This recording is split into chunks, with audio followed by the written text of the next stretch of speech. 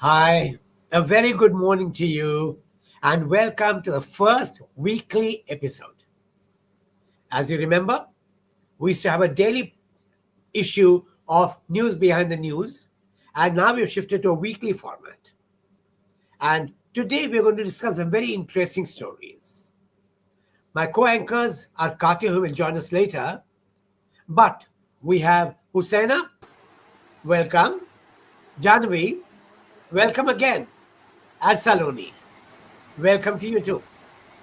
And together, the three of these co anchors are going to discuss three very interesting titles, and we'll discuss those titles after the stories are over. The three stories are unemployment and how it's becoming larger and more frightening in India. The second is on how collapsing governance is best evident in declining sanitation. And the third one is how Adani has managed to bring Google to India with its largest ever investment outside the US. All the three are important. And let's begin the first story on with Hussaina. Could you come in to talk about unemployment? So last time we talked about how graduates are facing issues in getting jobs, and the story today I think is kinda an extended version of that story. So according to the latest periodic labor force survey, which is released by the National Statistics Office, India's unemployment rate rose marginally to 5.2% in September from 5.1% in August, which again indicates a slight slowdown in the labor market. Now, the increase was mainly driven by rural areas where unemployment went up from 4.3% to 4.6%, which, let me tell you, is the highest level since June. And this rise comes as the sowing season concluded, which is reducing demand for agricultural labor, a trend that typically surfaces during this period. But on the other hand, in urban areas as well, joblessness rose modestly from 6.7% to 6.8%, reflecting a marginal weakening even outside the farm sector. The labor force participation rate, or LFPR, which measures the proportion of people who are working or who are actively seeking work, again improved slightly from 55% in August to 55.3% in September, and rural participation saw an increase to 57.4%. While urban participation stayed steady at 50.9%, which shows that rural workers are entering the job market and and are not seeking agricultural labor demands. Now, by gender, the LFPR for men rose to 77.1%, and for women, it increased slightly to 34.1%. However, so the unemployment rate has not changed. For women, the unemployment rate had stayed steady at 17.8%, and similarly for men, the unemployment rose sharply from 13.5% to 13.9%. The most interesting and the most striking figure is that among the youth, joblessness is rising highly. So it climbed from 14.6% to 15%. Contextually, I think so. This data underlines the seasonal vulnerability of India's rural labor market and again points to the persistent challenge of job creation beyond agriculture. It also reflects a structural issue. Even as more people, particularly women and young workers, enter the workforce, the economy isn't able to generate enough stable jobs to absorb them. And that's when the youth is migrating towards gig workers. I think so. September's figure signals not a crisis but a warning that India's post monsoon labor momentum is slowing and sustaining employment growth will require pro government efforts. What do you think, sir? Right, Saloni, you're right, Hussaina. You have a situation where the government has not been able to create the conditions for creating new jobs. New jobs means new investment. New jobs also means good education so that people are employable. If you have poor education and poor investment, you have a double whammy which hits the young very badly. And we'll discuss more about this later. But let's go to the second story. And the second story is about collapsing uh, sanitation. Janvi, could you come in? Yes, so UNICEF recently released a report that has laid bare the sanitation and hygiene gaps in India and how how it lags behind its BRICS peers when it comes to basic sanitation and hygiene. So, while 96% of Indian households have access to basic drinking water, only 83% have sanitation services. And this gap becomes very evident when you compare it to Brazil's 92% or Russia's 92%. And this problem is not just at home, because 13% of India's schools still lack proper wash facilities. Now, wash is an acronym for water, sanitation, and hygiene. And it's a problem that even in 2025, as far ahead as we are, 1 in 10 schools still does not have a working toilet or a provision to wash hands. UNICEF's report does also show you that the number of schools that once lacked hygiene facilities, which was 82% back in 2011, has now fallen sharply, which is a great thing. But there's still a lot of more work to be done, and there is a lot of disparity in the northeastern states where the situation is worse than the rest of the country. For example, in Meghalaya and Arunachal Pradesh, they have less than 70% hand washing facilities, which is far below the national average of 95%. So, yeah, hygiene is something that also directly links to health, and poor sanitation is definitely going to affect school attendance and eventually productivity, and also lead to higher healthcare costs, which also in a way suggests that inadequate sanitation in India over time probably costs us more than installing proper wash facilities throughout the country would. So, yeah, what are your thoughts on that, sir? Janvi, this is something. I'm glad you brought up this issue because the fact that we have very poor hygiene shows that we are losing the most important asset in this country. It's manpower, it's workforce. Poor hygiene results in poor health. Poor health results in more money being spent by the poor on Medicare. So you're making the poor poorer, and you're taking a productivity which makes a country weak. In fact, if you look at the second chart, it points to the decline in governance. Look at the slide down. So on the one hand, the government talks of Viksit Bharat, Ayushman Bharat. But look at the way the lines are sliding down. So it talked big about providing toilets everywhere. It talked about providing drinking water everywhere. And when you have poor hygiene, it's because of many factors. One is education, but the second is the government's inability to create enough education and awareness about it. And the third, a law and enforcement machinery which will make sure that this does not happen. And anyone who violates in a different way. If the toilets are not cleaned and flushed properly, the man looking at the toilet has to be punished. We don't punish them. If the streets are dirty, the man in charge of the street has to be punished. Today, a Safai person appointed take the money, pocket it for themselves without telling the state. You corruption everywhere. Everyone looks the other way. And poor hygiene is because of corruption, which is because of poor governance, which is because of poor education and poor awareness. In fact, the first story and the second story are both pointers to the fact that governance is collapsing. When you have unemployment, it means the government has not provided enough facilities, incentives for investments to take place in the country. Indian entrepreneurs are investing more overseas than investing in India. Why?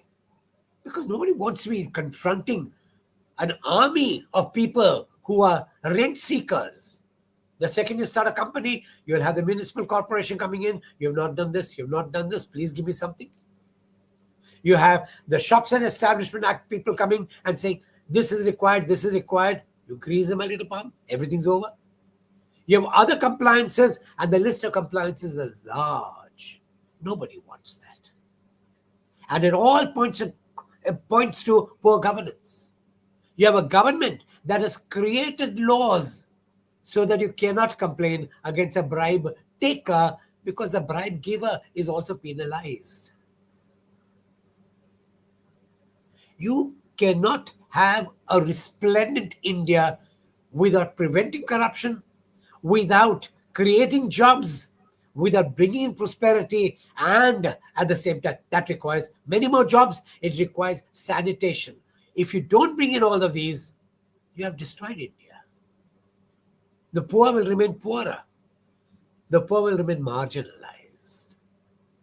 I'm glad that both Hussaina and Janvi highlighted these issues because these issues are crucial for India. Thank you, both of you. And that brings me to the third story. And the third story is a silver lining. It's about how the Adani Group has brought in the largest investment from Google outside the USA.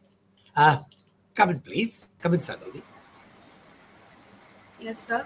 So Google has announced that it will invest $15 billion between 2026 and 2030 to set up an artificial intelligence AI hub and gigawatt scale data center in Visakhapatnam, Andhra Pradesh. So this deal has a total of five important points to understand. The first is that the AI hub will house a purpose-built data center campus to help meet the demand for digital for rising digital services. Visakhapatnam hub combines gigawatt-scale compute capacity, which is a new international subsea gateway, and large-scale energy infrastructure. For the AI hub, Google has partnered with Adani Enterprises and Bharti Airtel for different services. Adani Connex, a 50-50 joint venture partnership between Adani Enterprises and EdgeConnex, will provide green energy services to the AI hub, while Bharti Airtel is likely to work with Google on the cables and other networking solutions. The last point to understand is that this is the largest investment by Google in India up till date. Google said that when operational, the new data center campus will join Google's network of existing AI data centers that span over 12 countries. It will benefit from technology developed by Google's research and development centers in Bangalore, Hyderabad, Pune, including the design and development of crucial software and hardware innovations. Google CEO Sundar Pichai said that the AI hub will bring the company's industry-leading technology to enterprises and users in India, accelerating AI innovation and driving growth across the country. It is important to note that Union Electronics and Information Technology Minister Ashwini Vaishnav was present at the event, and he suggested that Andaman and Nicobar Islands should be the next hub for global data centers. He said that Andaman and Nicobar Islands can help Google and other internet-based organizations connect to Southeast Asia, Australia, and other regions that are seeking new data capacity. Also, he has promised that the government will provide full support to this. What's your take on this, sir? It's a good story which takes away some of the depression from the previous two stories. Not that the depression is bad, because people need to alert the country about what is going wrong. And it's good that Adani is bringing in infrastructure in the form of data centers as well, because data is the new oil. If oil was the factor that lubricated the global economy in the past 50, 70 years, data will do that now for the next 30, 40 years, maybe even longer. And there are some very, very interesting issues that come up here. Why did Google partner with Adani?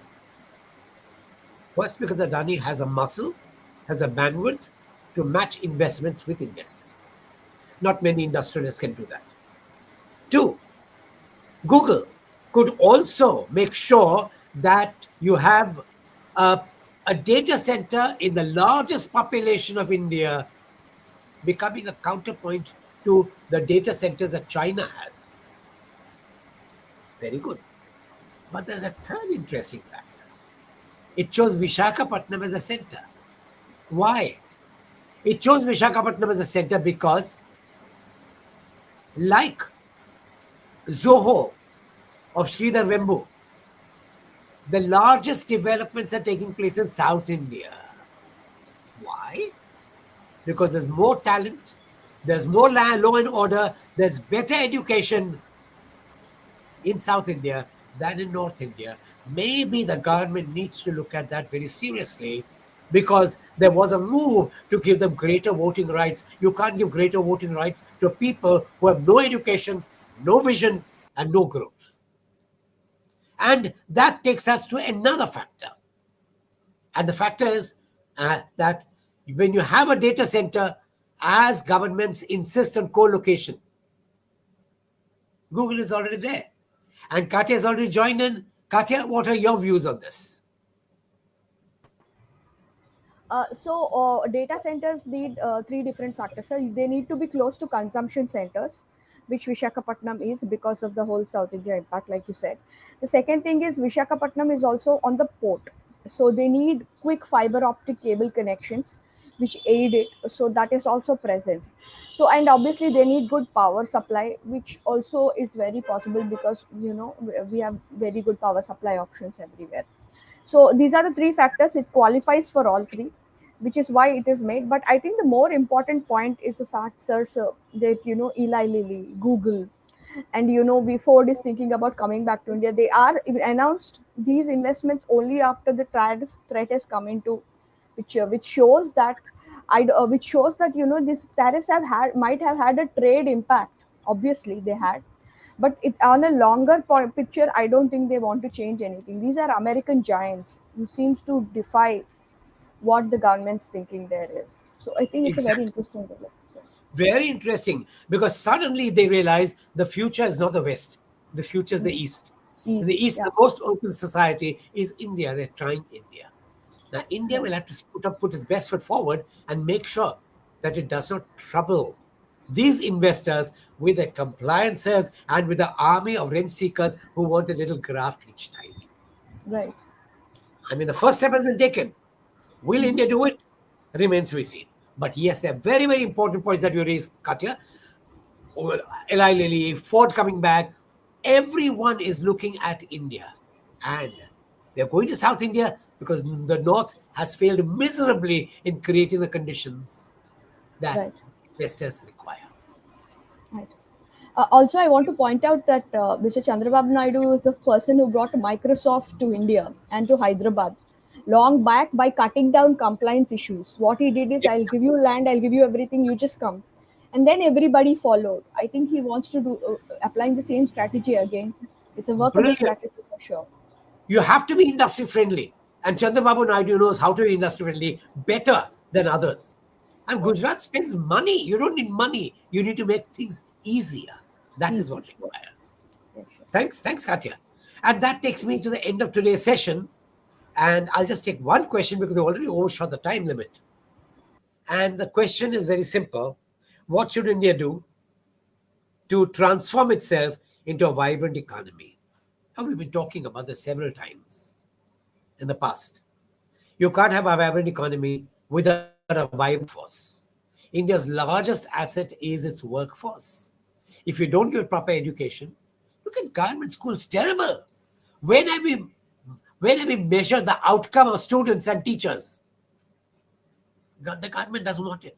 It's politically undesirable.